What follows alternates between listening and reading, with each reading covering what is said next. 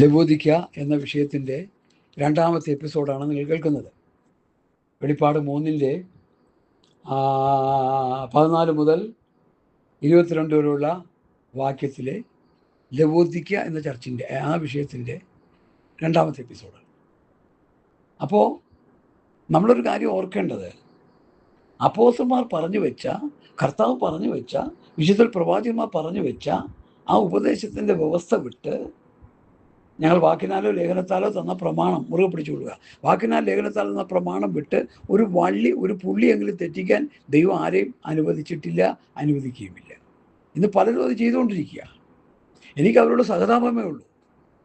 അവർ പറഞ്ഞു വെച്ച ഉപദേശം 2 കൊരിന്ത്യർ ലേഖനം 5-ാം അധ്യായത്തിൻ്റെ സ്തോത്രം, ഞാനത് വാക്യം തന്നെ നിങ്ങൾ വായിച്ച് കേൾപ്പിക്കുക. അതായിരിക്കും അതിൻ്റെ ഭംഗി എന്നാണ് എൻ്റെ ചിന്ത. എനിക്ക് വചനം വായിക്കുന്നതാണ് ഇഷ്ടം, വല്ലതൊക്കെ വിളിച്ച് പറയുന്നതല്ല, വചനം വായിച്ച് കേൾപ്പിക്കുന്നതാണ്. ഒരു ക്രിസ്തുലായൻ പുതിയ സൃഷ്ടിയാകുന്ന പഴയത് കഴിഞ്ഞു പോയി, അത് പുതുതായി തീർന്നിരിക്കുന്നു. അതിനൊക്കെയും ദൈവം തന്നെ കാരണഭൂതൻ. അവൻ നമ്മെ ക്രിസ്തു മൂലം തന്നോട് നിരപ്പിച്ചു. നിരപ്പിൻ്റെ ശുശ്രൂഷ ഞങ്ങൾക്ക് തന്നിരിക്കുന്നു. ദൈവം ലോകത്തിൻ്റെ ലംഘനങ്ങളെ കണക്കിടാതെ ലോകത്തെ ക്രിസ്തുവിൽ തന്നോട് നിരപ്പിച്ചു പോന്നു. ഈ നിരപ്പിൻ്റെ വചനം ഞങ്ങളുടെ പക്കൽ ഫലമേൽപ്പിച്ചിരിക്കുന്നു. നിരപ്പിൻ്റെ ശുശ്രൂഷ ഞങ്ങൾക്ക്, നിരപ്പിൻ്റെ വചനം ഞങ്ങൾക്ക്, മറ്റാർക്കുമില്ല. കർത്താവിൻ്റെ കൂടെ നടന്ന 3.5 വർഷം നടന്ന ആദിമ അപ്പോസ്തലന്മാരെന്ന് പറയപ്പെടുന്ന പിതാവ് തിരഞ്ഞെടുത്ത് പുത്രന് കൊടുത്ത ആ മീൻപിടുത്തക്കാരായ സാധാരണ മനുഷ്യർ നീചരായി ഗണിച്ചിരുന്ന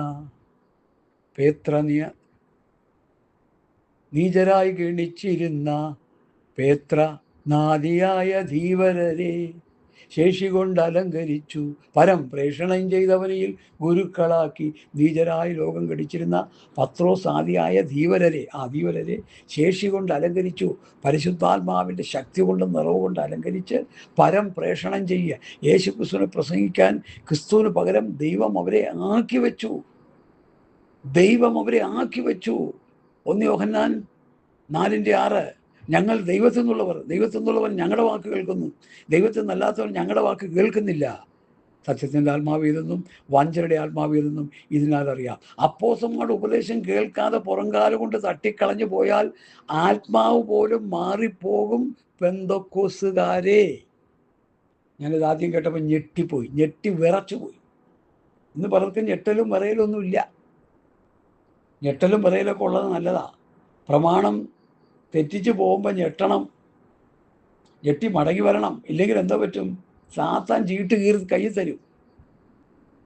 പിന്നെ കിടന്ന് വെള്ളം വേണമെന്ന് പറഞ്ഞാൽ, സഹോദരന്മാരൊക്കെ പോയി സുവിശേഷം പറയണമെന്ന് പറഞ്ഞാൽ, ലാസറിൻ്റെ കൂടെ കിടന്ന ലാസറിൻ്റെ കൂടെ താമസിച്ച പുള്ളി ധനവാൻ, വെള്ളം വേണം, ഇല്ല. എല്ലാ സഹോദരന്മാരും ഇങ്ങോട്ട് വരാതിരിക്കും, അവിടെ പോയി പറയാൻ പറഞ്ഞു, അതുമില്ല.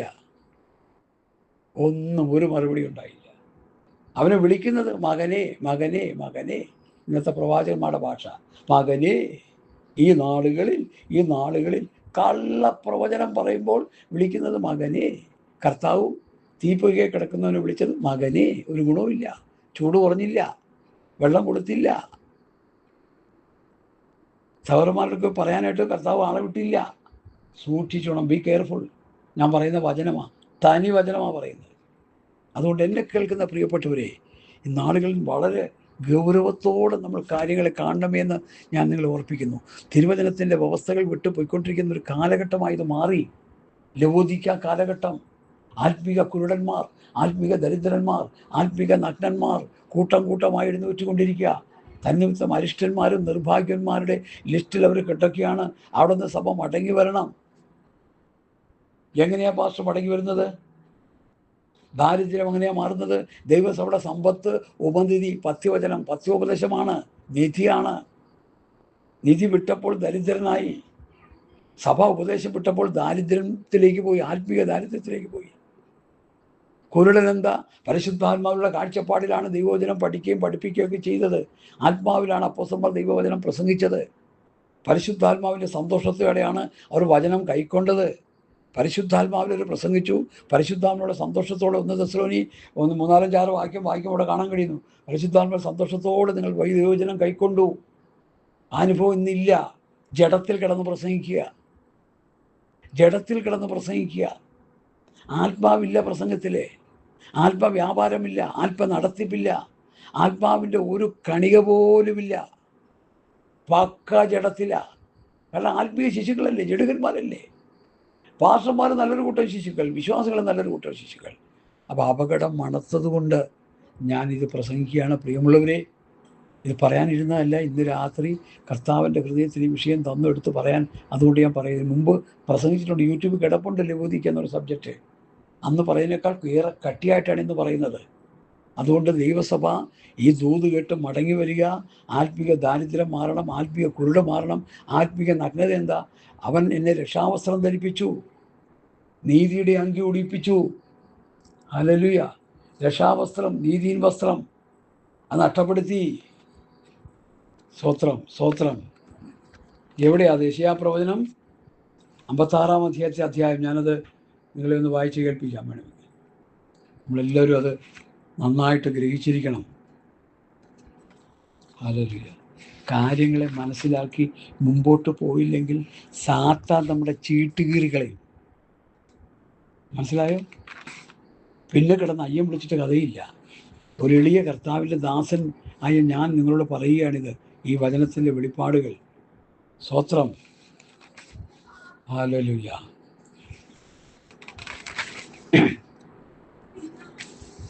61-ാം അധ്യായം യെശയ്യാവ്. അവൻ എന്നെ രക്ഷാവസ്ത്രം ധരിപ്പിച്ചു, നീതി എന്ന അങ്കി ഇടിവിച്ചിരിക്കുന്നു. രക്ഷാവസ്ത്രം രക്ഷയിലേക്ക് നടത്തി. നീതി എന്ന അങ്കി, നീതീകരണം. ദൈവം എന്നെ നീതീകരിച്ചു. തൻ്റെ പുത്രൻ വിശ്വസിച്ചപ്പോൾ ദൈവം തന്നെ നീതീകരിച്ചു. ദൈവത്തിൻ്റെ നീതി നമുക്ക് കിട്ടി. അതെങ്ങനെയാണെന്നുള്ളത് റോമാലേഖനത്തിൽ പറയുന്നുണ്ട്. ഞാൻ ആ വാക്യം ഒന്ന് വേണമെങ്കിൽ ഒന്ന് വായിക്കും. ഇവിടെ യെശയ്യാവ് 61-ന്റെ 10-ാമത്തെ വാക്യമാണ്. രക്ഷാവസ്ത്രം ധരിപ്പിച്ചു, നീതി എന്ന അങ്കി ഇടിയിച്ചിരിക്കും. രക്ഷാനുഭവത്തിലേക്ക് നടത്തി, അല്ലെങ്കിൽ നീതീകരിച്ചു എന്നുള്ള നിലയിലാണ് ആ വാക്യം കിടക്കുന്നത്. റോമാലേഖനം 3-ാം അധ്യായം നീതീകരണത്തെക്കുറിച്ച് അതൊന്ന് പറയാനായിട്ടൊരു പ്രേരണയുണ്ട്. റോമാലേഖനം 3-ാം അധ്യായം നീതീകരണം എന്നുള്ള വിഷയം, അത് വളരെ ടഫായിട്ടുള്ളൊരു വിഷയമാണ്. അത് വളരെ ആഴത്തിൽ പഠിച്ചെടുക്കേണ്ട വിഷയമാണ്. റോമാലേഖനം തരുന്ന പഠനം നീതീകരണം, വിശുദ്ധീകരണം, തേജസ്കരണം, ഇത് മൂന്നും ലിങ്ക് ചെയ്ത് പഠിക്കേണ്ട വിഷയമാണ്. അടുക്കട്ടക്കായിട്ട് കിടക്കുന്നതാണ്. ഞാനത് പ്രസംഗിച്ചിട്ടുണ്ട്, ഒരു യൂട്യൂബിൽ കിടപ്പുണ്ടത്. കേൾക്കാൻ താല്പര്യമുണ്ടെങ്കിൽ എടുത്ത് കേൾക്കുക. വചനദാഹമുള്ളവരാണെങ്കിൽ കേൾക്കുക. വിലയേറിയ കർത്താവിൻ്റെ ദാസന്മാരെന്ന് അവരിൽ നിന്ന് പഠിച്ച പഠനമാണ് ഞാൻ ഈ പറയുന്നത്. ദൈവം സാക്ഷാൽ വചനം ഫലമേൽപ്പിച്ചവർ, അവരിൽ നിന്നാണ് എനിക്ക് പഠിക്കാനിടയായത്. ഹല്ലേലൂയ! നീതീകരണം എന്നുള്ള വിഷയത്തെക്കുറിച്ച് ഞാൻ 1-2 വാക്യങ്ങൾ വായിക്കാൻ താല്പര്യമുണ്ട്. ശ്രദ്ധിച്ച് കേൾക്കുക. റോമർ 3-19 മുതലാണ് ആ വിഷയം വരുന്നത്. ന്യായപ്രമാണം പറയുന്നതെല്ലാം ന്യായപ്രമാണത്തിന് കീഴിലുള്ളവരോട് പ്രസ്താവിക്കുന്നു എന്ന് നാം അറിയുന്നു. അങ്ങനെ ഏത് വായും അടഞ്ഞ് സർവ്വലോകവും ദൈവസന്നിധിയിൽ ശിക്ഷായോഗ്യമായി തീരേണ്ടതത്രേ. അതുകൊണ്ട് ന്യായപ്രമാണത്തിൻ്റെ പ്രവൃത്തിയാൽ ഒരു ജഡവും അവൻ്റെ സന്നിധിയിൽ നീതീകരിക്കപ്പെടുകയില്ല. ന്യായപ്രമാണത്താൽ പാപത്തിൻ്റെ പരിജ്ഞാനമത്രേ വരുന്നത്. ഇപ്പോഴോ ദൈവത്തിൻ്റെ നീതി വിശ്വസിക്കുന്ന എല്ലാവർക്കും യേശുക്രിസ്തുവിലെ വിശ്വാസത്താലുള്ള നീതി തന്നെ ന്യായപ്രമാണം കൂടാതെ വെളിപ്പെട്ടു വന്നിരിക്കുന്നു. അതിന് ന്യായപ്രമാണവും പ്രവാചകന്മാരും സാക്ഷ്യം പറയുന്നു. ഒരു വ്യത്യാസവുമില്ല. എല്ലാവരും പാപം ചെയ്ത് ദൈവ തേജസ്സില്ലാത്തവരായി തീർന്നു. അവൻ്റെ കൃപയാൽ ക്രിസ്തുയേശുവിലെ വീണ്ടെടുപ്പ് മൂലം സൗജന്യമായത്രേ നീതീകരിക്കപ്പെടുന്നത്. സൗജന്യമായിട്ടാണ് നീതീകരണം. വിശ്വാസാൽ നീതീകരണം എന്ന റോമർ 5 പറയുന്ന 1-ാം വാക്യം. വിശ്വാസാലാണ് നീതീകരണം, സൗജന്യമായിട്ടാണ് നീതീകരണം. വിശ്വസിക്കുന്നവർക്ക് അവൻ തൻ്റെ രക്തം മൂലം പ്രായശ്ചിത്തമാകുവാൻ ദൈവം അവനെ പരസ്യമായി നിർത്തിയിരിക്കുന്നു. ഭൂമിയുടെ മധ്യമായ യെരൂശലേമിൽ ദൈവം അവനെ എന്ത് ചെയ്യുന്നു? പരസ്യമായി നിർത്തിയിരിക്കുക. മരുഭൂമിയിൽ പിച്ചള സർപ്പത്തെ ഉയർത്തിയതുപോലെ മനുഷ്യപുത്രനെ ഉയർത്തേണ്ടതാകുന്നു. ദൈവപുത്രനായ യേശുക്രിസ്തുവിനെ പരസ്യമായി നിർത്തിയിരിക്കുക. വിശ്വസിക്കുന്നവന് അവൻ തൻ്റെ രക്തം മൂലം പ്രായശ്ചിത്തമാകുവാൻ ദൈവനെ പരസ്യമായി നിർത്തിയിരിക്കുന്നു. ദൈവം തൻ്റെ പുറമേയിൽ മുൻകഴിഞ്ഞ പാപങ്ങളെ ശിക്ഷിക്കാതെ വിടുക നിമിത്തം തൻ്റെ നീതിയെ പ്രദർശിപ്പിക്കുവാൻ താൻ നീതിമാനും യേശുവിൽ വിശ്വസിക്കുന്നവനെ നീതീകരിക്കുന്നവനുമാകേണ്ടതിന് ഇക്കാലത്ത് തൻ്റെ നീതിയെ പ്രദർശിപ്പിക്കുവാനത്രേ അങ്ങനെ ചെയ്തത്. എങ്ങനെ ചെയ്തത്? യേശുവിൽ വിശ്വസിക്കുന്നവനെ നീതീകരിക്കുന്നു. യേശു ക്രിസ്തുവിൻ്റെ പാപത്തിന് വേണ്ടിയും കൂടിയാണ് മരിച്ചതെന്ന് ഏതൊരു കൊടുമ്പാവി പറയുമ്പോൾ, ശിക്ഷ വിധിച്ച് മരണത്തിന് വേണ്ടി ഏൽപ്പിച്ചു കൊടുക്കേണ്ട വ്യക്തി അവൻ ചെയ്ത പാപം മുഴുവൻ ദൈവപുത്രനായ യേശു ക്രിസ്തുവിൻ്റെ മേൽ ചുമത്തി സർവ്വലോകത്തിൻ്റെ പാപത്തെ ചുമന്നൊഴിക്കുന്ന ദൈവത്തിൻ്റെ കുഞ്ഞാടെന്ന് യോഹന്നാൻ അപ്പോസ്തലൻ പറയുന്നു. അപ്പോൾ യേശു എൻ്റെ പാപത്തിനു വേണ്ടി മരിച്ചുവെന്ന് ആരെങ്കിലും ഹൃദയം കൊണ്ട് വിശ്വസിച്ചാൽ ദൈവത്തിൻ്റെ നീതീകരണം, ജസ്റ്റിഫിക്കേഷൻ, കുറ്റമില്ലാത്ത വ്യക്തിയായി പ്രഖ്യാപിക്കുന്ന അവസ്ഥ, ദാറ്റ് ഈസ് ജസ്റ്റിഫിക്കേഷൻ. അതാണ് നീതീകരണം. അത് സൗജന്യമാണ്. അത് വില കൊടുത്ത് വാങ്ങാൻ ഒരു ഭ്രൂണ രാജാവും ഇന്ന് ഭൂമിയിൽ ജീവിച്ചിരിപ്പില്ല. അത് വില കൊടുത്ത് വാങ്ങാൻ ഒരു ധനാഢ്യനും യൂസഫ് അലിയോ സ്വത്രം സൗദി കിങ്ങോ പിന്നെ ട്രംപോ ആരുമില്ല. അതുകൊണ്ടാണ് ആ രക്ഷയും നീതീകരണവും ദൈവം ഫ്രീ ആയിട്ട് കൊടുക്കുന്നത്. അത് വാങ്ങാനുള്ള പണം ആരുടെ കയ്യിലുമില്ല. കാരണം ഇവരുടെ കയ്യിലുള്ള പണം അത് മതിയാകത്തില്ല. അത് കർത്താവിനറിയാം, തമ്പുരാനറിയാം. അതുകൊണ്ടാണ് നീതീകരണവും രക്ഷയൊക്കെ ദൈവം ഫ്രീ ആയിട്ട് കൊടുക്കുന്നത്. ഫ്രീ ആയിട്ട് കൊടുക്കുന്നതെന്ന് പറഞ്ഞാൽ അത് വാങ്ങിയിട്ട് തോന്നിയ പോലെ ജീവിച്ച് സ്വർഗത്ത് പോകുന്ന ആരും കരുതരുത്, ആ വെള്ളം അങ്ങ് വാങ്ങി വെച്ചേക്കണം. നടക്കില്ല അത്. നീതീകരണം പ്രാപിച്ചവൻ നീതി ചെയ്ത് വിശുദ്ധീകരണം പ്രാപിച്ചുകൊണ്ടിരിക്കണം. അതാണ് റോമാലേഖനം 6-ാം അധ്യായം. നീതീകരണം പ്രാപിച്ച് നീതി ചെയ്തുകൊണ്ടിരിക്കുമ്പോൾ, നീതിയായെന്ന് പറഞ്ഞാൽ ഇങ്ങനെ സകല നീതിയും നിവർത്തിക്കുന്ന നമുക്ക് ഉചിതം, വചനം അനുസരിക്കുക, നീതി ചെയ്യുക. നീതി ചെയ്തുകൊണ്ടിരിക്കുമ്പോൾ എന്ത് കിട്ടും? വിശുദ്ധീകരണം കിട്ടും. റോമർ 6-ന്റെ 19 അത് കിടപ്പുണ്ട്. നീതീകരണം കിട്ടും. ഞാനത് വേണമെങ്കിൽ അതൊന്ന് വായിച്ച് കേൾപ്പിക്കാം.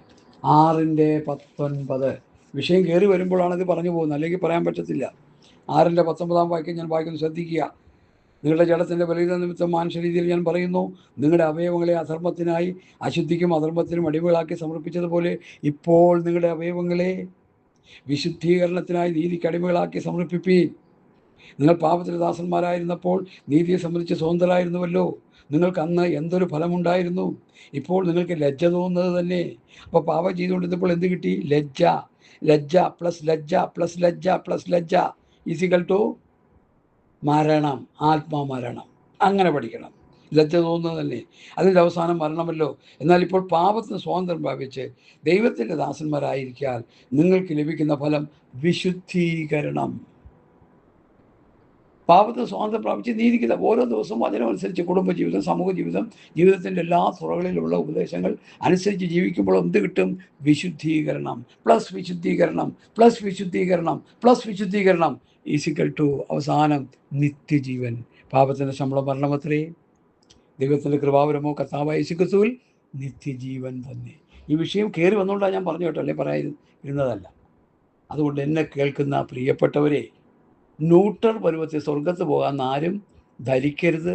നടക്കില്ല, നടക്കില്ല, നടക്കില്ല. അതിന് ശ്രേഷ്ഠമേറിയ വചന വെളിപ്പാടുകൾ നമ്മൾ അനുസരിക്കേണ്ടതായിട്ടുണ്ട്. റോമാലേഖനം പഠിപ്പിക്കുന്നു, നീതീകരണം ദൈവത്തിൻ്റെ ഭാഗത്ത് നിന്ന് ദൈവം ചെയ്തതാണ്. കൊടും പാപി യേശുവിൽ വിശ്വസിച്ചപ്പോൾ അവനെ കുറ്റവിമുക്തനാക്കി. That is justification. അതാണ് നീതീകരണം. ആ നീതീകരണം പ്രാപിച്ചവൻ നീതി ചെയ്ത് വിശുദ്ധീകരണം പ്രാപിച്ചുകൊണ്ടിരിക്കണം. ആ വിശുദ്ധീകരണം പ്രാപിക്കുന്ന ആ പ്രോസസ്സിങ്ങിൽ അവൻ ഇരിക്കുമ്പോഴാണ് നിത്യജീവനിലേക്ക് ചെന്നെത്തുന്നത്. നീതീകരണം, വിശുദ്ധീകരണം, തേജസ്കരണം. നീതീകരണം കർത്താവ് നമുക്ക് തരുന്നു. വിശുദ്ധീകരണം ഒരൊറ്റ ഇക്കിട്ടത്തോടെ ഈ ജീവനങ്ങ് പോകുമല്ലോ, ആ സമയം വരെയും. ക്ഷമിക്കണേ, അങ്ങനെയൊക്കെ ഡെമോൺസ്ട്രേഷൻ സ്റ്റഡി ചെയ്ത് കാണിച്ചതേ ഉള്ളൂ. ഇക്കിട്ടത്തോടെ നമ്മൾ ജീവൻ പോകുന്ന സമയം വരെയും വിശുദ്ധീകരണം പ്രാപിച്ചുകൊണ്ടിരിക്കണം. ഞാൻ വിശുദ്ധനായിരിക്കാൻ നിങ്ങൾ വിശുദ്ധരായിരിക്കും. ശുദ്ധീകരണം കൂടാതെ ആരും കർത്താവിനെ കാണുകയില്ല. ദൈവം നിക്ഷേപവും ഇവിടെ ശുദ്ധീകരണം തന്നെ. ഇഷ്ടവാക്യം വേണം ശുദ്ധീകരണത്തിന്. എന്ന് മാലിന്യമായി കിടക്കുന്ന ദൈവസഭയ കർത്താവ് നോക്കുമ്പോൾ കാണുന്നത് മാലിന്യമായി കിടക്കുക, അശുദ്ധമായി കിടക്കുക. ഞാൻ ക്രിസ്തുവിൻ്റെ ഏകപുരുഷനെ നിങ്ങളെ നിർമ്മലയെ നിയപ്പിപ്പാൻ വിവാഹ നിശ്ചയം ചെയ്തിരിക്കുന്നു. സർപ്പം ഉപായത്താൽ ചതിച്ചതുപോലെ, സർപ്പം ഉപായത്താൽ ചതിച്ചതുപോലെ നിങ്ങളുടെ മനസ്സ് ക്രിസ്തുവിനോടുള്ള ഏകാഗ്രതയും നിർമ്മലതയും വിട്ട് വഷളായി പോകുമോ എന്ന് ഞാൻ ഭയപ്പെടുന്നു. പൗലോസ് ഭയപ്പെട്ടത് സംഭവിച്ചു കഴിഞ്ഞു. വഷളായി കിടക്കുകയാണ്. ലവോദിക്ക വഷളായി കിടക്കുകയാണ്. ലവോദിക്ക ആത്മീയ കുരുടന്മാരായി കിടക്കുകയാണ്. ആത്മീയ ദരിദ്രന്മാരായി കിടക്കുകയാണ്. ആത്മീയ നഗ്നന്മാരായി കിടക്കുകയാണ്. തന്നിമിത്തം അരിഷ്ടന്മാരും നിർഭാഗ്യവന്മാരും കിടക്കുകയാണ്. കർത്താവ് വരുമ്പോൾ ഇവർക്ക് സ്വർഗത്ത് പോകാൻ പറ്റത്തില്ല.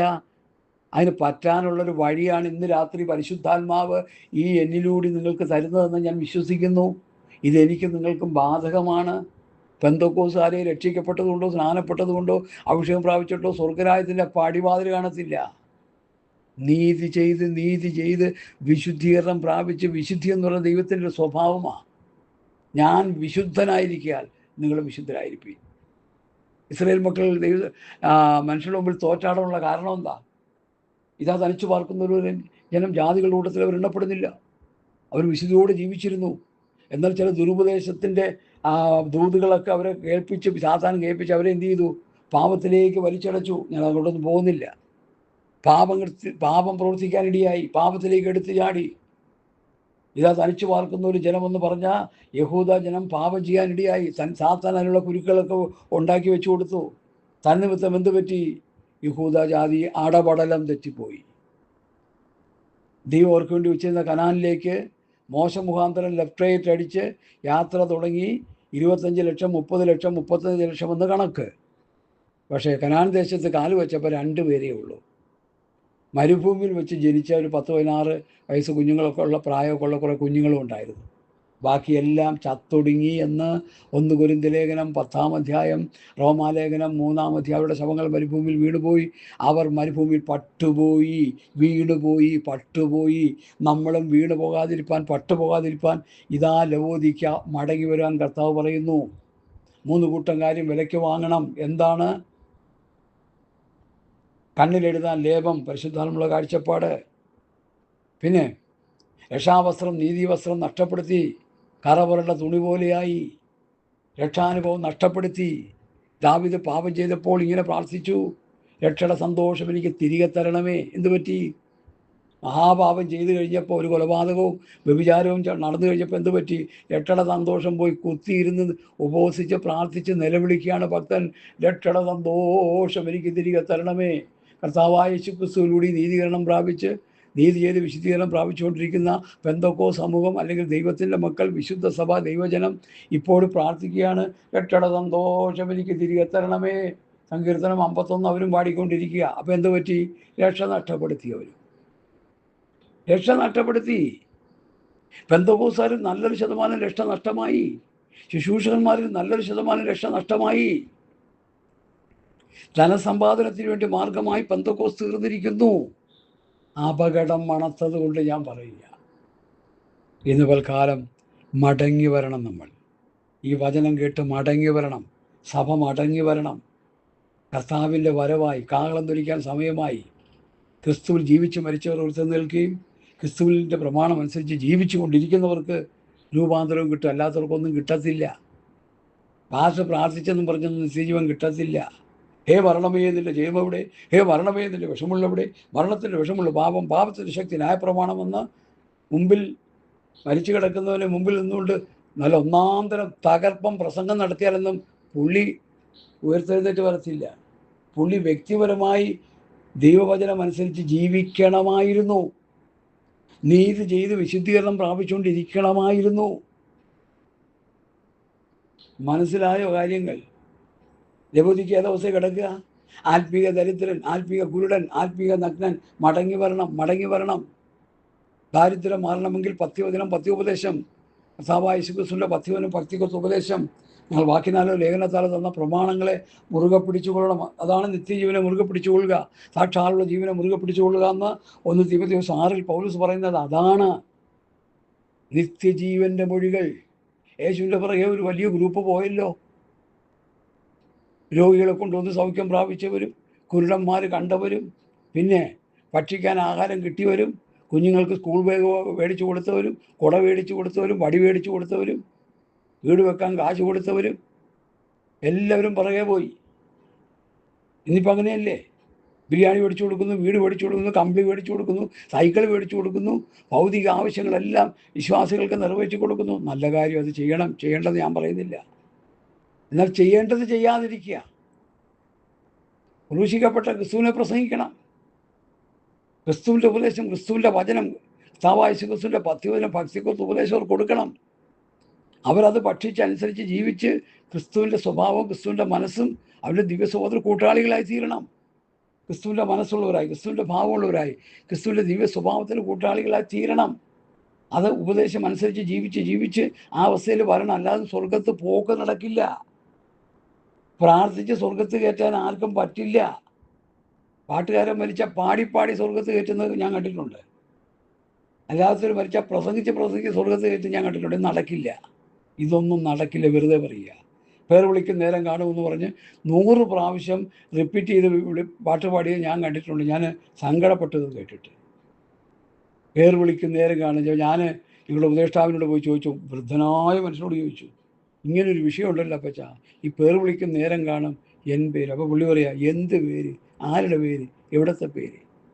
വെളിപ്പാട് പുസ്തകത്തിൽ ഞാനൊരു പുതിയ പേര് കൊടുക്കുന്നുണ്ട്. അപ്പോൾ ഈ ഇല്ലാത്ത കാര്യങ്ങളെയൊക്കെ പറഞ്ഞ് ഊതി വീർപ്പിച്ച് ആൾക്കാരെ മൂഢസ്വർഗത്തിൽ എത്തിക്കുന്ന പൈശാചിക പ്രവൃത്തികൾ നടമാടിക്കൊണ്ടിരിക്കുന്നു. പ്രിയ ദൈവമക്കളെ, ജാഗ്രത. ലവോദിക്ക മടങ്ങി വരണം. ആത്മിക ദാരിദ്ര്യം മാറണം. ആത്മിക കുരുട മാറണം. ആത്മിക നഗ്നത മാറണം. ദൈവം തന്ന രക്ഷാവസ്ത്രവും നീതിവസ്ത്രവും തിരിച്ചു പിടിക്കണം. അപ്പോഴാണ് സ്വത്രം നഗ്നത മാറുന്നത്. പരിശുദ്ധാത്മാവിലുള്ള കാഴ്ചപ്പാടിൽ ശുശ്രൂഷകൾ ചെയ്യണം. കാര്യങ്ങൾ മുമ്പോട്ട് നയിക്കണം. അപ്പോഴാണ് കുരുട് മാറുന്നത്. കാരണം കുരുടനല്ലേ. ദാരിദ്ര്യം, ദൈവസഭയുടെ ഉപദേശം, ഞങ്ങൾ വാക്കിനാലോ ലേഖനത്താലോ തന്ന സമൃദ്ധമായ ഉപദേശം കിടക്കുന്നു. അത് വായിച്ച് പഠിച്ചനുസരിച്ച് ജീവിക്കണം. ജീവിച്ച് നീതീകരണം പ്രാപിച്ച് നീതി ചെയ്ത് വിശുദ്ധീകരണം പ്രാപിച്ചുകൊണ്ടിരിക്കണം. അപ്പോൾ തേജസ്കരണത്തിലേക്ക് നടത്തപ്പെടും. നീതീകരണം ദൈവത്തിൻ്റെ പക്ഷത്തു നിന്നുള്ളത്, തേജസ്കരണവും ദൈവത്തിൻ്റെ പക്ഷത്തു നിന്ന് ചെയ്തെടുക്കുന്നത്, നടുക്ക് കിടക്കുന്ന വിശുദ്ധീകരണം നാം ഓരോരുത്തരും, ഞാൻ നേരത്തെ പറഞ്ഞ പോലെ, മരണം വരെയും നമ്മുടെ ഭാഗത്തു നിന്ന് ചെയ്തെടുക്കേണ്ട ആത്മീയ യാഥാർത്ഥ്യമാണെന്ന് ഇനിയെങ്കിലും പെന്തക്കോസ്ത് സമൂഹം മനസ്സിലാക്കണം. ഇത് വളരെ കൃത്യമായി വ്യക്തമായി പറയുന്ന വചന വെളിപ്പാടുകളാണ്. ലവോദിക്കയ്ക്കൊരു മടങ്ങി വരവ് ആവശ്യം. ആത്മിക കുരുട് മാറേണ്ടത് ആവശ്യം. ന്യായപ്രമാണത്തിൻ്റെ ബോസിയിൽ നിലനിന്ന പൗലോസ് ദമസ്കോസിൻ്റെ പടിവാതിൽക്കൽ വെച്ച് ക്രിസ്തു ദർശനം കിട്ടിക്കഴിഞ്ഞപ്പോൾ അവൻ്റെ കണ്ണ് കുരുടായി. ആ ശക്തിയേറിയ വെളിച്ചത്തിൽ അവൻ്റെ കണ്ണ് കാഴ്ചയില്ലാതായി. അനന്യാസ് വന്ന് പ്രാർത്ഥിച്ചപ്പോൾ കണ്ണിൽ നിന്ന് ചെതുമ്പൽ വീണുന്നത് പോലെ വീണുപോയി. ന്യായപ്രമാണത്തിൻ്റെ കെട്ടവിടെ അഴിഞ്ഞു. ചിലർ കള്ളു കുടിച്ചു കഴിഞ്ഞാൽ കിടന്നുറങ്ങും, പിറ്റേ ദിവസം കെട്ട് മാറത്തില്ല എന്ന് പറഞ്ഞ പോലെ ന്യായപ്രമാണത്തിൻ്റെ കെട്ട കുരുടിൻ്റെ അനുഭവം അഴിഞ്ഞു മാറി. സ്കൂളിൽ പോകാത്ത അനന്യാസ് പ്രാർത്ഥിച്ചപ്പോൾ ഇവിടെ റവറൻറ്റുമാരും ഡോക്ടർമാരും PhD-കാരും MTH മാസ്റ്റർ ബിരുദങ്ങൾ എടുത്തവരൊക്കെ പ്രാർത്ഥിച്ചിട്ട് പിശാച് ഇങ്ങോട്ട് കയറുന്നതല്ലാതെ പോകുന്നില്ല. എത്ര കഥകൾ എനിക്ക് പറയാനുണ്ട്. അതുകൊണ്ട് എന്നെ കേൾക്കുന്ന പ്രിയപ്പെട്ടവരെ, നമുക്കൊരു മടങ്ങി വരവ് ആവശ്യം. നമുക്കൊരു യഥാസ്ഥാനപ്പെടൽ ആവശ്യം. 3 കൂട്ടം കാര്യങ്ങൾ വിലയ്ക്ക് വാങ്ങി സഭ മടങ്ങി വരണമെന്ന് ശക്തമായ ഭാഷയിൽ ഞാൻ നിങ്ങളെ പ്രബോധിപ്പിക്കുക. അപ്പോൾ റോമർ 6 ഈ വിഷയം നമ്മൾ മനസ്സിലായല്ലോ. 19-ാം വാക്യം, 20-ാം വാക്യം. പാപത്തിൽ ദാസന്മാരായപ്പോൾ നീതിയെ സംബന്ധിച്ച് സ്വതന്ത്രരായിരുന്നുവല്ലോ. അന്ന് നിങ്ങൾക്ക് എന്ത് ഫലമുണ്ടായിരുന്നു? ഇപ്പോൾ നിങ്ങൾക്ക് ലജ്ജ തോന്നുന്നത് തന്നെ. അതിൻ്റെ അവസാനം മരണമത്രേ. എന്നാൽ ഇപ്പോൾ പാപത്തിന് സ്വാതന്ത്ര്യം പ്രാപിച്ച് ദൈവത്തിൻ്റെ ദാസന്മാരായിരിക്കാൻ നിങ്ങൾക്ക് ലഭിക്കുന്ന ഫലം വിശുദ്ധീകരണം തന്നെ. അതിൻ്റെ അവസാനമാണ് നിത്യജീവൻ. പാപത്തിൻ്റെ ശമ്പളം മരണമത്രേ, ദൈവത്തിൻ്റെ കൃപാവരമോ കർത്താവായ യേശു ക്രിസ്തു നിത്യജീവൻ തന്നെ. അപ്പോൾ പാപം ചെയ്തുകൊണ്ടിരുന്നവർ പാപം ചെയ്യുന്നത് നിർത്തി നീതി ചെയ്യുമ്പോൾ വിശുദ്ധീകരണം കിട്ടും. മരണം വരെയും വിശുദ്ധീകരണം പ്രാപിച്ച് നിത്യജീവനിലേക്ക് നടത്തപ്പെടുന്നൊരു പ്രോസസ്സിംഗ് ആണ് ഈ റോമർ 6 പഠിപ്പിക്കുന്നത്. വളരെ ശക്തമായൊരു ഗോൾഡൻ ചാപ്റ്ററാണെന്ന് വേണമെങ്കിൽ നമുക്ക് റോമർ 6 വെളിപ്പെടുത്താം. 8-ാം അധ്യായം അതുപോലെ തന്നെയാണ്. കടപിടിച്ച് നിൽക്കുന്ന ഒരു അധ്യായമാണ് റോമർ 6-8. എല്ലാ അധ്യായങ്ങളിലും അതിൻ്റെതായ പ്രാധാന്യത ഉണ്ടെങ്കിലും ചില അധ്യായങ്ങൾക്ക് കുറച്ച് മുൻതൂക്കം കൊടുത്ത് പഠിക്കേണ്ടത് ആവശ്യം. അപ്പോൾ ഞാൻ ലവോദിക്ക എന്ന വിഷയത്തിലേക്ക് വന്ന് നിർത്താനായിട്ട് താല്പര്യപ്പെടുകയാണ്. സമയം ഏറെ അങ്ങ് പോയി. ഏകദേശം 60 മിനിറ്റായി. 2 ക്ലിപ്പായിട്ടാണ് ഇത് ചെയ്തിരിക്കുന്നത്. അത് 2 ശ്രദ്ധിച്ച് കേൾക്കുക, എന്നെ കേൾക്കുന്ന പ്രിയപ്പെട്ടവരെ. അപ്പോൾ ശീതവനായിരിക്കാൽ ഉഷ്ണവനായിരിക്കാൽ ഞാൻ നിന്നെ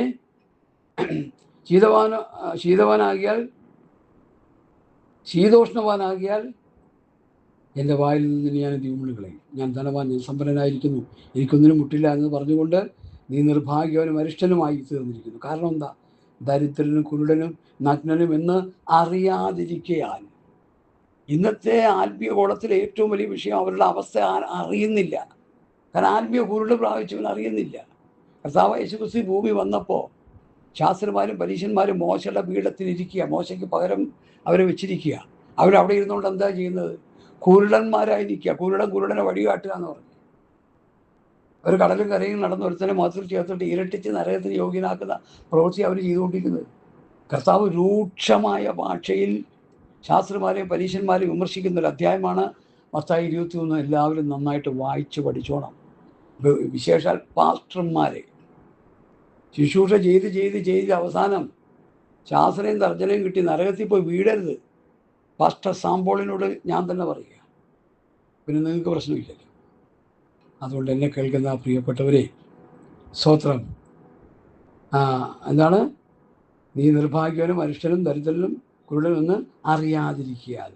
നീ സമ്പന്നനാകേണ്ടതിന് തീരൂതി കഴിച്ച പൊന്ന്, അത് അപ്പോസ്തലരുടെ ഉപദേശമാണ്. നഗ്നയുടെ ലജ്ജ വെളിവാകുവണ്ണം വെള്ളവസ്ത്രം, നഗ്നയുടെ ലജ്ജ വെളിവാകുവണ്ണം വെള്ളവസ്ത്രം, അതായത് രക്ഷാവസ്ത്രം, നീതിയിൽ വസ്ത്രം. രക്ഷയുടെ സന്തോഷം പോയില്ലേ? രക്ഷാനുഭവം പോയില്ലേ? തിരിച്ചു പിടിക്കുക രക്ഷാനുഭവം. അതാണ് വസ്ത്രത്തിൻ്റെ കാര്യം ഇവിടെ പറയുന്നത്. രക്ഷാവസ്ത്രം, നീതിയിൽ വസ്ത്രം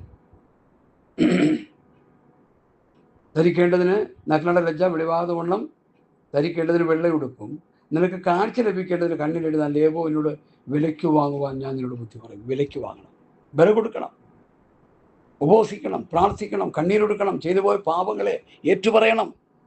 അങ്ങനെ വില കൊടുക്കണം, ഉപവസിച്ച് വില കൊടുക്കണം, ദൈവസന്നിധിയിൽ കിടന്ന് കരഞ്ഞ് വില കൊടുക്കണം, ചങ്ക് പൊട്ടണം, ദുരുപദേശത്തിൻ്റെ അമിക്കേറുകൾ പൊട്ടിച്ചു കളയണം. അപ്പോസ്തലന്മാരുടെ ഉപദേശത്തിലേക്ക് സഭകൾ വരണം, വ്യക്തികൾ വരണം. ഒന്നാമത്തെ സഭ പ്രവൃത്തി 2, പരിശുദ്ധാത്മാവിൻ്റെ ആവിർഭാവത്തോടെ പത്രോസിൻ്റെ ശക്തമായ പ്രസംഗം. അതിൻ്റെ 42 അവർ അപ്പോസ്തലന്മാരുടെ ഉപദേശം കേട്ട് കൂട്ടായ്മ വരച്ച് അപ്പം തുറക്കി പ്രാർത്ഥന അയച്ചു.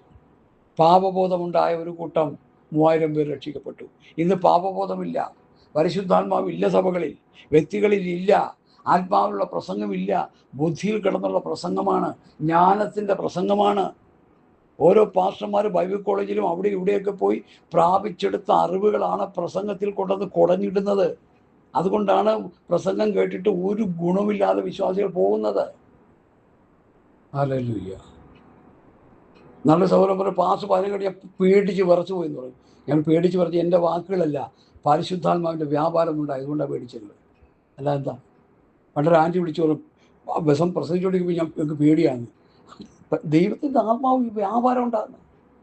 പേടിച്ച് പിന്മാറാനല്ല, പേടിച്ച് ദിവസം വീടിനെ കിടക്കണം, കരയണം, കിടന്ന് ചെയ്തുകൊണ്ടിരിക്കുന്ന തെറ്റുകൾ, ചെയ്തു പോയ തെറ്റുകൾ ഓർത്ത് വിലപിക്കണം, സ്വമേധ ഭാഗങ്ങളെ എറ്റി കാക്കണം. ദാവീദ് പറയും, ചെയ്തു പോയ തെറ്റുകൾ ഓർത്ത് കൈപ്പോടെ കരയണം.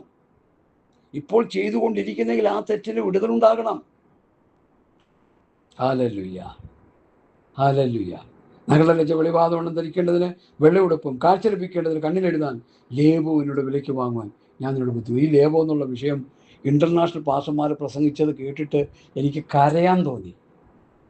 എന്തൊക്കെയോ അന്ന് അവിടെ ഈ കണ്ണിലെഴുതാൻ ലേപം പോലൊരു സാധനം ഉണ്ടായിരുന്നെന്ന്, അത് വാങ്ങി നമ്മൾ വരട്ടണോ? എന്ത് ലേപം? എവിടത്തെ ലേപം? എടാ, ഇത് പരിശുദ്ധാത്മാവിലുള്ള കാഴ്ചപ്പാട് പ്രാപിക്കാനാണ് പറയുന്നത്. ബുദ്ധിയുടെ പ്രസംഗങ്ങൾ നിർത്തിയിട്ട്, അറിവിൻ്റെ പ്രസംഗങ്ങൾ നിർത്തിയിട്ട്, ക്രൂശിൻ്റെ വചനം നശിച്ചുപോകുന്നവർക്ക് മോക്ഷത്തിന് രക്ഷിക്കപ്പെടും. നമുക്ക് ദൈവശക്തി വചനം പ്രസംഗിക്കുക, വചനം പ്രസംഗിക്കുക, അസമയത്ത് ഒരുങ്ങിയിരിക്കുക, സത്യവചനത്തെ യഥാർത്ഥമായി പ്രസംഗിച്ചുകൊണ്ട്. ലജ്ജിപ്പാൻ സംഗതിയില്ലാത്ത വിലക്കനായി ദൈവത്തിന് കൊള്ളാവുന്ന നിൽക്കാൻ ശ്രമിക്കുക. യഥാർത്ഥമായി പ്രസംഗിക്കുക എന്ന് പറഞ്ഞാൽ എന്താ? കസേരയ്ക്ക് പ്രസംഗിക്കാം, കാശിന് പ്രസംഗിക്കാം, പേരിനും പ്രശംസയ്ക്കും പ്രസംഗിക്കാം, പലതിനും പ്രസംഗിക്കുക. ഇതിപ്പോൾ അതല്ലേ നടന്നുകൊണ്ടിരിക്കുന്നേ. പണത്തിന് വേണ്ടിയുള്ള പ്രസംഗമല്ലേ? കസേരയ്ക്ക് വേണ്ടിയുള്ള പ്രസംഗമല്ലേ? വി ഡി സതീശൻ, വേണുഗോപാൽ, ചെന്നിത്തല, മൂന്നും കൂടി കിടന്ന് കടിപിടിയായിരുന്നു. കഴിഞ്ഞ 5 വർഷം, ഞാനൊരാളുടെ വർഷം പറയല്ല, വി ഡി സതീശൻ 5 വർഷം, ഈ പോയ 5 വർഷങ്ങൾ പിണറായി ഗവൺമെൻറ്റിൻ്റെ ധാർഷ്ട്യത്തിനും പിന്നെന്താ ധൂർത്തിനും, ധാർഷ്ട്യം, ധൂർത്ത്, ഈ 2 കാര്യങ്ങൾക്കെതിരെ ശക്തിയോടെ പ്രസംഗിച്ച മനുഷ്യനാണ്. പിണറായിക്കും അതൊരു ദൂതായി, ഈ വയസ്സുകാലത്ത് കിടന്ന് വിലപിക്കാനായി. അതുപോലെ പ്രസംഗിച്ചു. ഞാൻ പല പ്രസംഗങ്ങളൊക്കെ കേട്ടിട്ടുണ്ട്. ഞാൻ ഇത് കേൾക്കുന്നത് വെച്ചാൽ പഠിക്കാനാണ് പല കാര്യങ്ങളായിരുന്നു. മറ്റു പാർട്ടിക്കെതിരെ അവർ അങ്ങോട്ടും ഇങ്ങോട്ടും തെറ്റുകളെ എടുത്ത് ശക്തിയോടെ പറയുക. ഇവിടെ അത് പറയാൻ ആളില്ല. എല്ലാം പൊതിഞ്ഞു പോവുക, സോപ്പിട്ട് പോവുക, വെള്ളപൂശി വിടുക. ഒരുത്തന്നെ ഒരു കുരുത്തക്കേട് കാണിച്ചാൽ, ഒരു ഉപദേശി ഒരു അപാതറിയുള്ളൊരു കാര്യം കാണിച്ചാൽ ഒന്നും മിണ്ടാതിരിക്കുക, കള്ളന് കൂട്ടുകൂടുക. വഷളനെ നിന്ദനായിട്ട് എണ്ണണമെന്നാണ് വചനം പറയുന്നത്. അവൻ ചെയ്യുന്ന തെറ്റ് ആയിരങ്ങളെ ലക്ഷങ്ങളെ ഫേക്കായിട്ടുള്ള വചനം പറഞ്ഞ് നരകാഗ്നിയിലേക്ക് കൊണ്ടുപോകുന്നു എന്ന ആത്മീക രോഷമാണ് എന്നെ അവർ പറയുന്ന തെറ്റുകളെ തിരുത്താൻ എന്നെ പ്രേരിപ്പിക്കുന്നത്. മനസ്സിലാക്കിക്കോണം. അത് ഞാൻ പറയുന്നത് അങ്ങനെയാണെങ്കിൽ എന്നെ തിരുത്തണമെന്നാണ് ഞാൻ പറയുന്നത്. ധൈര്യമുണ്ടെങ്കിൽ തിരുത്തണം. അത് ഞാൻ നന്നാകണ്ടേ? ഞാൻ പ്രസംഗിക്കുന്ന എല്ലാം ശരിയാവണമെന്നുണ്ടോ? തെറ്റുണ്ടെങ്കിൽ തിരുത്തണ്ടേ? പലരും തിരുത്തിയിട്ടുണ്ട്, ഇനിയും തിരുത്താൻ ഞാൻ സന്നദ്ധനാണ്. അതുപോലെ ആത്മീയ ഓളത്തിൻ്റെ തലപ്പത്തിരിക്കുന്ന കോടീശ്വരന്മാരായ പാസ്റ്റർമാരോട് ഞാൻ അവരെ കണ്ടിട്ടില്ലെങ്കിൽ പറയുകയാണ്, അവർ ചെയ്ത തെറ്റുകളെ തിരുത്തി പറയുമ്പോൾ നിങ്ങൾ തിരുത്താൻ തയ്യാറാകണം. അല്ലെങ്കിൽ നിങ്ങളുടെ നിത്യത സാത്താൻ്റെ കൂടെ ആയിരിക്കുമെന്ന് പറയുന്നതിൽ ഒരു മടിയില്ല എനിക്ക്. ഹല്ലേലൂയ, സ്തോത്രം. ആത്മീക ദാരിദ്ര്യം, ആത്മീക നഗ്നത, ആത്മീക കുരുട് മാറണം. ഹല്ലേലൂയ, സ്തോത്രം. എനിക്ക് പ്രിയമുള്ളവരൊക്കെയും ഞാൻ ശാസിക്കുകയും ശിക്ഷിക്കുകയും ചെയ്യുന്നു. ആകയാൽ നീ ജാഗ്രതയുള്ളവനായിരിക്കുക, മാനസാന്തരപ്പെടുക. ദൈവസഭയുടെ അവസാനത്തെ ദൂത് വെളിപ്പാട് 3 മാനസാന്തരപ്പെടുക. എല്ലാ സഭകളിലും അത് തന്നെ പ്രസംഗിക്കണം. അപ്പോൾ ഞങ്ങളൊക്കെ മാനസാന്തരപ്പെട്ട് കർത്താവ് കാകളം ധരിക്കുമ്പോൾ മുകളിലോട്ട് പോകാനിരിക്കുക. മുകളിലോട്ട് പോകും, ഈ കണക്കിന് പോയാൽ പോകും. അമേരിക്കയിലും ലണ്ടനിലും അവിടെ ഇവിടെയൊക്കെ പോകാം. കാരണം ഇവിടുന്ന് പറന്ന് പൊങ്ങി മുകളിലോട്ടല്ലേ പോണേ. മുകളിൽ പോയിട്ടില്ല അങ്ങനെ പറന്ന് പോണത്. എല്ലാ രാജ്യങ്ങളിലേക്കൊക്കെ ഇഷ്ടംപോലെ അമേരിക്കയിൽ പോയി, ലണ്ടനിൽ പോവാം, ദുബായി പോയി പൊയ്ക്കൊണ്ടിരിക്കുകയല്ലേ. ഒരു കുഴപ്പമില്ല. സ്വർഗത്ത് പോകണമെങ്കിൽ കുറച്ച് പണിയുണ്ട് സഹോദരങ്ങളെ. അതിന് വില കൊടുക്കണം പ്രിയമുള്ളവരെ. അതിന് വലിയ ത്യാഗമുണ്ട് ദൈവമക്കളെ. അതിന് വചനമനുസരിക്കേണ്ടതായിട്ടുണ്ട്, വിശുദ്ധിയെ തേയിക്കേണ്ടതായിട്ടുണ്ട്. ക്രിസ്തുവിൻ്റെ സ്വഭാവം, ക്രിസ്തുവിൻ്റെ മനസ്സ്, ക്രിസ്തുവിൻ്റെ ഭാവം നമ്മളിൽ ഉണ്ടാകണം. 3 കാര്യങ്ങൾ. അങ്ങനെ 3 കാര്യങ്ങൾ ഉണ്ടായാൽ മാത്രമേ കർത്താവിൻ്റെ സന്നിധി നമുക്ക് ചെല്ലാൻ പറ്റത്തുള്ളൂ. അതിവിടെ കിടക്കും. അതുകൊണ്ട് ശക്തമായ നിലയിൽ ഇന്ന് രാത്രി ഞാൻ വിളിച്ചു പറയുന്നു, എനിക്ക് പ്രിയമുള്ളവരൊക്കെയും ശാസിക്കുകയും ശിക്ഷിക്കുകയും ചെയ്യുന്നു. ആകയാൽ നീ ജാഗ്രതയുള്ളവനായിരിക്കുക, മാനസാന്തരപ്പെടുക. ഞാൻ വാതിൽക്കൽ നിന്ന് മുട്ടുന്നു. ആരെങ്കിലും എൻ്റെ ശബ്ദം കേട്ട് വാതിൽ തുറന്നാൽ ഞാൻ അവൻ്റെ അടുക്കൽ വന്ന് അവർക്ക് ചെന്ന് അവനോടും അവൻ എന്നോടും കൂടി അത്താഴം കഴിക്കും. അപ്പോൾ സഭയ്ക്ക് വെളിയിൽ നിൽക്കുകയാണ് കർത്താവ്. പണ്ടൊക്കെ പാസ്റ്റർമാർ പ്രസംഗിക്കുമായിരുന്നേ, പാസ്റ്റർ കേൾക്കെ ചെറിയാൻ. അതുപോലുള്ള പഴയ പാസ്റ്റർമാരൊക്കെ പ്രസംഗിക്കുവാൻ. ഇപ്പോൾ പ്രസംഗമൊക്കെ നിന്നുപോയി. കാരണം മുഴുവൻ ദുരുപദേശമായി. ഞങ്ങൾ ഈ പത്യോപദേശം പറയുന്നവർ പറയുമ്പോൾ അവർ പറയുന്നത്, നിങ്ങൾ പറയുന്ന ദുരുപദേശം, ഞങ്ങൾ പറയുന്ന ഉപദേശം ആയിക്കോട്ടെ, തർക്കമൊന്നുമില്ല, വാദിക്കാനൊന്നും ഞാനില്ല. കാകളം ധരിക്കുമ്പോൾ നമുക്കറിയാം ആരാ ദുരുപദേശം പറയണം, ആരാ ദുരുപദേശം പറയാതിരിക്കുന്നതെന്ന് അപ്പോഴറിയാം. എനിക്കങ്ങനെ പറയാനേ പറ്റത്തുള്ളൂ. കാഹളം ധരിക്കുമ്പോൾ നമുക്കറിയാം. അതുകൊണ്ട് എന്നെ കേൾക്കുന്ന പ്രിയപ്പെട്ടവരെ, ഞാൻ വാതിൽക്കൽ നിന്ന് മുട്ടുന്നു. എൻ്റെ ശബ്ദം കേട്ട് വാതിൽ തുറന്നാൽ ഞാൻ അവൻ്റെ അടുക്കൽ വന്ന് ചെന്ന് അവനോടും അവൻ എന്നോടും കൂടെ അത്താഴം കഴിക്കും. ജയിക്കുന്നവന് ഞാൻ എന്നോടുകൂടി എൻ്റെ സിംഹാസനത്തിൽ ഇരിപ്പാൻ വരം നൽകും. ലോകം ജഡം പിശാചിനെ ജയിക്കണം നമ്മൾ. ഞാനും ജയിച്ച് എൻ്റെ പിതാവിനോടുകൂടി അവൻ്റെ സിംഹാസനത്തിൽ ഇരുന്നതുപോലെ തന്നെ ആത്മാവ് സഭയോട് പറയുന്നത് എന്നാൽ ചെവിയുള്ളവൻ കേൾക്കട്ടെ. എൻ്റെ വാക്കുകളെ ഞാനിവിടെ ഉപസംഹരിക്കുക. ലവോദിക്ക എന്നുള്ള വിഷയം ഞാൻ പല പ്രാവശ്യം പ്രസംഗിച്ചിട്ടുണ്ട്. ഇനിയും നിയോഗം വരുമ്പോൾ പ്രസംഗിക്കും. ഇതാണ് പാസ്റ്റർമാർ പ്രസംഗിക്കേണ്ട ദൂത്. ലാസ്റ്റ് മെസ്സേജ് ഇതാണ്. ഇത് പ്രസംഗിച്ച സഭയെ ആത്മീയ ദാരിദ്ര്യത്തിൽ നിന്നും, ആത്മീയ കുരുടലിൽ നിന്നും, ആത്മീയ നഗ്നതയിൽ നിന്നും ആത്മീയ സമ്പന്നതയിലേക്ക് സഭയെ നടത്താതെ സഭയ്ക്ക് ഉൽപ്രാപണമില്ല. കാഹളം ധരിച്ച് കർത്താവ് വരുമ്പോൾ ഈ അവസ്ഥ കണ്ട് ആത്മീയ ദാരിദ്ര്യം മാറ്റി, ആത്മീയ കുരുട് മാറ്റി, ആത്മീയ നഗ്നത മാറ്റി തികഞ്ഞ ആത്മീയ അനുഭവത്തിൽ നിൽക്കുന്നവർ കാഹളം ധരിക്കുമ്പോൾ പോകും. അല്ലാത്തവർ ഇവിടെ കിടക്കും. സാമ്പാഷാണെങ്കിൽ ഇവിടെ കിടക്കും. എനിക്കവിടെ ഇളവുകളൊന്നുമില്ല. പറയുന്നത് എനിക്കും കേൾക്കുന്ന നിങ്ങൾക്കും വചനമനുസരിച്ചേ മതിയാവും. അതുകൊണ്ട് ലവോദിക്ക മടങ്ങി വരുവാൻ നമുക്ക് പ്രാർത്ഥിക്കാം. സഭകൾ മടങ്ങി വരുവാൻ നമുക്ക് പ്രാർത്ഥിക്കാം. എങ്ങോട്ട് മടങ്ങി വരണം? അപ്പോസ്റ്റൽ ഡോക്ട്രിൻസ്, അപ്പോസ്തലിക ഉപദേശത്തിലേക്ക് സഭകൾ മടങ്ങി വരണം. ക്രിസ്തുവിൻ്റെ ഉപദേശത്തിലേക്ക് സഭകൾ മടങ്ങി വരണം. ക്രിസ്തുവിൻ്റെ ന്യായപ്രമാണത്തിലേക്ക് സഭകൾ മടങ്ങി വരണം. രാജകീയ ന്യായപ്രമാണത്തിലേക്ക് സഭകൾ മടങ്ങി വരണം. സ്വാതന്ത്ര്യത്തിൻ്റെ തികഞ്ഞ ന്യായപ്രമാണത്തിലേക്ക് സഭകൾ മടങ്ങി വരണം. ക്രിസ്തുവിൻ്റെ ഉപദേശത്തിലേക്ക് സഭകൾ മടങ്ങി വരണം. കർത്താവായ യേശുക്രിസ്തുവിൻ്റെ പത്യവചനം ഭക്തിക്കുത്ത ഉപദേശത്തിലേക്ക് സഭകൾ മടങ്ങി വരണം. അല്ലെങ്കിൽ സഭയ്ക്ക് ഉത്പ്രാവണം ഇല്ല. കർത്താവ് ഈ വചനങ്ങളാൽ നമ്മെ അനുഗ്രഹിക്കട്ടെ. വളരെ താഴ്മയോടെ വിനയത്തോടെ ഞാൻ പറയട്ടെ, ഈ വചനത്തിൻ്റെ കേൾവി നമുക്ക് അനുഗ്രഹമായി തീരട്ടെ. ലവോദിക്ക എന്നുള്ള വിഷയം എടുത്ത് വായിക്കുക. ഞാൻ ഈ പറയുന്ന പ്രസംഗം നിങ്ങൾ കേട്ട് അത് വായിക്കുക. 2-3 ആവർത്തി വായിക്കുക. ലവോദിക്ക എന്നുള്ള വിഷയം എടുത്ത് വായിക്കുക. മറ്റോരോ സഭകൾ ഓരോ സമയം ഞാൻ കർത്താവിൻ്റെ വരവ് താമസമെങ്കിൽ ആത്മാനിയോഗം തരുന്നതനുസരിച്ച് പ്രസംഗിക്കും. ആത്മാനിയോഗം തരാതെ എടുത്ത് പ്രസംഗിക്കാൻ പറ്റത്തില്ല. വാക്കുകൾ കിട്ടത്തില്ല. നിയോഗമുണ്ടെങ്കിൽ പ്രസംഗിക്കാനിരുന്നാൽ മതി. കർത്താവ് വചനം തന്നുകൊണ്ടിരിക്കും. അതുകൊണ്ട് എന്നെ കേൾക്കുന്നവരെ, ഈ വചനങ്ങൾ കേട്ട് ഈ ഭാഗങ്ങൾ വായിച്ച് നമുക്ക് നമ്മുടെ രക്ഷ ഉറപ്പുവരുത്താം. കാഹളം ധരിക്കുമ്പോൾ സ്വത്രം രൂപാന്തരമോ ഉയർപ്പോ കിട്ടത്തക്ക നിലയിൽ അതിനനുയോജ്യമായൊരു ക്രിസ്തുജീവിതം നയിച്ച് വേഗം വരുന്ന കർത്താവിന് എതിരേൽപ്പാൻ ദൈവമായ കർത്താവ് എനിക്കും നിങ്ങൾക്കും കൃപ തരട്ടെ എന്ന് ആത്മാർത്ഥമായി പ്രാർത്ഥിച്ചുകൊണ്ട് എൻ്റെ വാക്കുകൾ ചുരുക്കുന്നു. കർത്താവ് ഈ വചനങ്ങളാൽ നമ്മെ അനുഗ്രഹിക്കട്ടെ. ആമേൻ, ആമേൻ, ആമേൻ. ക്രിസ്തോ സ്വത്രം, സ്വത്രം.